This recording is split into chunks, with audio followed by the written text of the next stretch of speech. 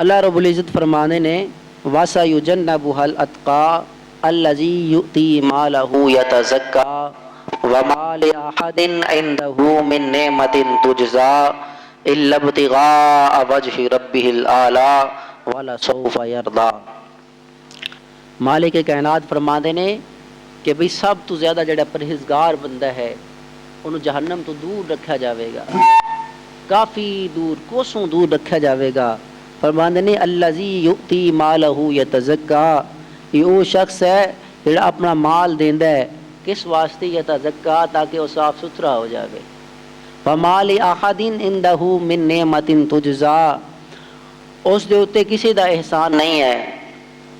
کسی دا بھی احسان اس ذات دے اوتے نہیں ہے جس دا وہ بدلہ دینا ہوئے انہیں۔ الا ابتغاء وجہ ربہ الاعلیٰ، وہ جو بھی کام کردے نے، وہ جو بھی خیر دے کام کردے نے، اللہ رب العزت اور حضور صلی اللہ علیہ وسلم نو راضی کرن واسطے جڑے بھی کام کردے نے انہاں دا مقصد صرف اور صرف یہی ہوندا ہے الا ابتغاء وجہ ربہ الاعلیٰ، کہ بھی وہ اپنے رب دی ذات، اب رب اعلیٰ دی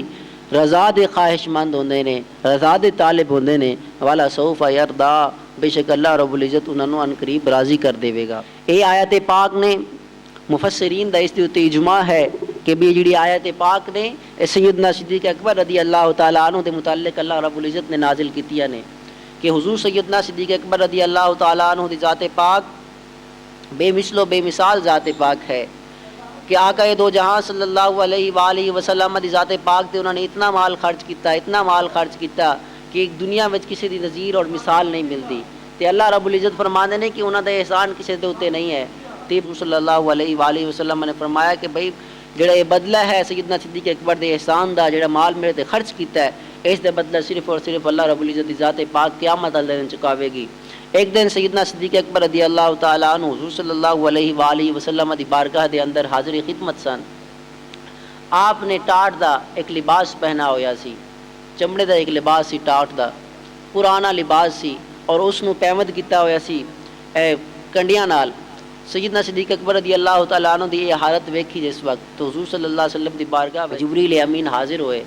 عرض کیتی یا رسول اللہ صلی اللہ علیہ وسلم آج ویکھدے پیاں تہاڈے غلام سیدنا صدیق اکبر نے آج اس طرح دا لباس پہنا ہویا ہے کہ پھر پیمدگاری بھی کیتی ہوئی ہے تے کانٹیاں نال کیتی ہوئی ہے، ٹاٹ دا لباس پہنا ہویا ہے، تے وجہ کی ہے؟ عرض کیتی حضور صلی اللہ علیہ وسلم نے فرمایا اے جبریل وجہ ہے کہ سیدنا صدیق اکبر رضی اللہ تعالیٰ عنہ دا گھر دے وچ جتنا بھی مال سی، کپڑے سن، ہر چیز جیڑا بھی انہاں دی ضروریات دا مال سی، سب کچھ میری پاک بارگاہ دے اندر انہیں آج قربان کر دیتا ہے، پیش کر دیتا ہے، اس واسطے آج انہوں نے ٹاٹ دا لباس پہن رکھا ہے۔